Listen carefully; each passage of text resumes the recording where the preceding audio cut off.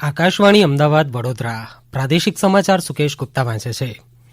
રાજ્યમાં યોજાનારી વિધાનસભાની પેટા ચૂંટણીના પ્રચાર માટે પ્રવર્તમાન કોરોના સંક્રમણને ધ્યાનમાં લઈને ચૂંટણી પંચના દિશાનિર્દેશો પ્રમાણે રાજ્ય સરકારે કેટલીક માર્ગદર્શક અગત્યની સૂચનાઓ એસઓપી જાહેર કરી છે. આ માર્ગદર્શિકા મુજબ સભાના આયોજન માટે બંધ જગ્યામાં સ્થળની ક્ષમતાના 50% પરંતુ મહત્તમ 200 વ્યક્તિની મર્યાદા રહેશે. ખુલ્લી જગ્યામાં ઓછામાં ઓછું 6 ફૂટનું અંતર જાળવવું પડશે. ડોર ટુ ડોર પ્રચારમાં ઉમેદવાર સહિત 5 વ્યક્તિઓને જ ભાગ લેવાની મંજૂરી અપાશે. કોવિડ-19 સંદર્ભે આપવામાં આવેલી સૂચનાઓ જેમ કે માસ્ક પહેરવું, સેનેટાઇઝરનો ઉપયોગ, થર્મલ સ્ક્રીનિંગ વગેરેનો અમલ થાય તે માટે રાજકીય પક્ષો અને ઉમેદવારોએ કાળજી લેવાની રહેશે. જે જગ્યાએ ચૂંટણી યોજાવાની છે ત્યાં પ્રચાર સભા કે અન્ય પ્રચાર માટે જે તે જિલ્લા મેજિસ્ટ્રેટ, પોલીસ કમિશનરની મંજૂરી મેળવી માર્ગદર્શિકા પ્રમાણે પ્રચાર કરી શકાશે. રાજ્યના શહેરોમાં માળખાકીય સુવિધાઓ વધારીને ઇઝ ઓફ લિવિંગથી શહેરોના વિકાસની પ્રતિબદ્ધતા મુખ્યમંત્રી શ્રી વિજય રૂપાણીએ વ્યક્ત કરી છે. તેમણે જણાવ્યું કે રાજ્યના શહેરો સ્માર્ટ સિટી બને અને વિશ્વના શહેરોની સરખામણીએ ઉભા રહે તેવું સુદ્રઢ નગર વિકાસ આયોજન વિકસાવવામાં આવ્યું છે.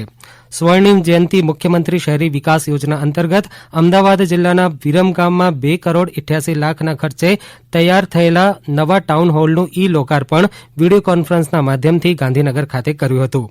તેમણે વધુમાં જણાવ્યું કે ઓનલાઈન સેવા સેતુના માધ્યમથી ગામડાના નાગરિક સુધી સામાન્ય ઉપયોગી સેવાઓ પહોંચી છે. રાજ્યમાં પ્રવર્તી રહેલ કોરોનાની મહામારી અંતર્ગત તબીબી શિક્ષણમાં અભ્યાસ કરતા વિદ્યાર્થીઓના વાલીઓને સહાયરૂપ થવા માટે રાજ્યની સરકારી અને GMERS હસ્તકની 8 મેડિકલ કોલેજ અને ડેન્ટલ કોલેજમાં અભ્યાસ કરતા વિદ્યાર્થીઓની ફીમાં આ વર્ષે પૂરતો વધારો નહીં કરવાનો રાજ્ય સરકારે નિર્ણય કર્યો છે. નાયબ મુખ્યમંત્રી શ્રી નીતિનભાઈ પટેલે જણાવ્યું કે રાજ્યમાં GMERS હસ્તકની સોલા, ગોત્રી, ગાંધીનગર, વલસાડ, ધારપુર, હિંમતનગર, જૂનાગઢ, વડનગર મળી કુલ 8 કોલેજો અને 6 સરકારી મેડિકલ કોલેજ, સરકારી ડેન્ટલ કોલેજ અને GMERS હસ્તકની 1 ડેન્ટલ કોલેજમાં અભ્યાસ કરતા કુલ 3250 વિદ્યાર્થીઓને આ રાહતનો લાભ મળશે. તેમણે ઉમેર્યું કે સરકારી કોટાની વાર્ષિક ટ્યુશન ફી ₹3 લાખ, મેનેજમેન્ટ કોટાની વાર્ષિક ટ્યુશન ફી ₹8,25,000 અને NRI કોટાની વાર્ષિક ટ્યુશન ફી $20,000 જે ગયા વર્ષે નિયત કરાઈ હતી તે જ ફી આ વર્ષે પણ આ ધોરણે વિદ્યાર્થીઓએ ભરવાની રહેશે. કેન્દ્ર સરકારે મહિલાઓની સલામતીની જાળવણી અને તેમની સામેના ગુનાઓમાં કાયદેસર કાર્યવાહી અંગે રાજ્યો માટે નવી માર્ગદર્શિકા બહાર પાડી છે. ગૃહમંત્રાલયે જણાવ્યું કે મહિલાઓ સામેના ગુનામાં પોલીસોએ સૌપ્રથમ FIR ફરજિયાત દાખલ કરવાની રહેશે. એવી જ રીતે કોઈપણ પોલીસ મથકના કાર્યક્ષેત્રની બહાર જો ગુનો થયો હોય તો પણ સંબંધિત પોલીસ મથકને ફરિયાદ દાખલ કરવાનો અધિકાર આપવામાં આવ્યો છે.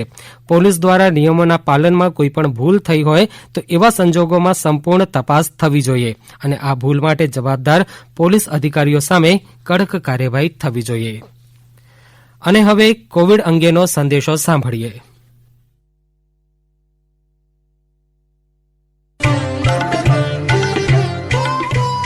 કોવિડથી બચવાના મહત્વપૂર્ણ 3 ઉપાય: માસ્ક પહેરો, 2 ગજનું સલામત અંતર જાળવો અને હાથ સાફ રાખો.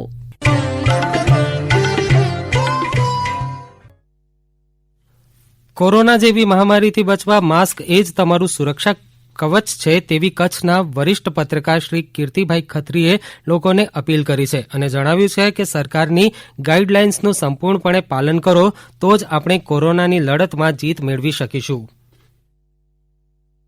નમસ્કાર, હું કીર્તિ ખત્રી, વરિષ્ઠ પત્રકાર.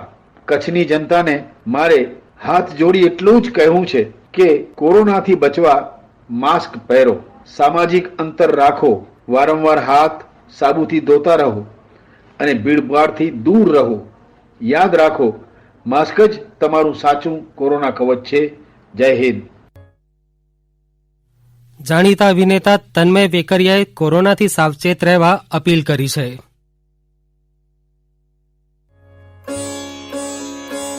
મિત્રો, આપણે સૌ જાણીએ છીએ કે કોરોનાએ અત્યારે સમગ્ર વિશ્વમાં હાહાકાર મચાવ્યો છે. આપણે સૌ આ કોરોનાથી બચી શકીએ છીએ, પણ એ માટે અમુક નિયમોનું અચૂક પાલન કરવું જરૂરી છે. સૌથી પહેલું, માસ્ક પહેરો. ભીડભાડવાળી જગ્યાઓમાં જો તમે જાઓ તો પ્લીઝ માસ્કનો ઉપયોગ કરો અને સોશિયલ ડિસ્ટન્સિંગનું પાલન કરો. બને ત્યાં સુધી ભીડભાડવાળી જગ્યાઓમાં ન જાઓ તો વધારે સારું. બીજું, આપના હાથ વારે ઘડીએ સાબુ અથવા તો સેનિટાઈઝરથી સાફ કરો. ત્રીજું, આપના હાથ નાક, આંખ અથવા મોઢા પાસે ન લઈ જાઓ. મિત્રો, આ નિયમોનું પાલન કરશું તો આપણે ડેફિનેટલી કોરોનાને માત આપી શકશું. ફરી એક વખત, પ્લીઝ માસ્કનો ઉપયોગ કરો, પોતાના હાથને સાબુ અથવા સેનિટાઈઝરથી સાફ કરી રાખો અને ત્રીજું અને અગત્યનું, સોશિયલ ડિસ્ટન્સિંગનું પાલન કરો. સૌરાષ્ટ્રના સાગરકાંઠે આવેલા વિશ્વ પ્રસિદ્ધ સોમનાથ મહાદેવ મંદિર સહિત ગીર સોમનાથ જિલ્લાના દરિયામાં ગઈકાલથી 2 દિવસીય સાગર સુરક્ષા કવચનો પ્રારંભ થયો છે. દરિયાઈ મંદિર સુરક્ષામાં ગોઠવાયેલ સુરક્ષા બંદોબસ્ત કેટલો સજાગ, સતર્ક અને કોઈપણ પરિસ્થિતિને પહોંચી વળવા કેટલી ક્ષમતા ધરાવે છે તેની ચકાસણી કરવા માટે વર્ષમાં 2 વાર સાગર સુરક્ષા કવચ રાજ્ય કેન્દ્રના સુરક્ષા એજન્સીઓ દ્વારા યોજવામાં આવે છે. જેના ભાગરૂપે ગઈકાલે સવારે 6 વાગ્યાથી રાત્રે 8 વાગ્યા સુધી આ મોક ડ્રીલ હાથ ધરાઈ છે. ગઈકાલે પોલીસના અદ્યતન વાહન વજ્ર સોમનાથ મંદિર પાસે પેટ્રોલિંગ કર્યું હતું. આકાશવાણી અમદાવાદ વડોદરા કેન્દ્ર પરથી પ્રાદેશિક સમાચાર પૂરા થયા.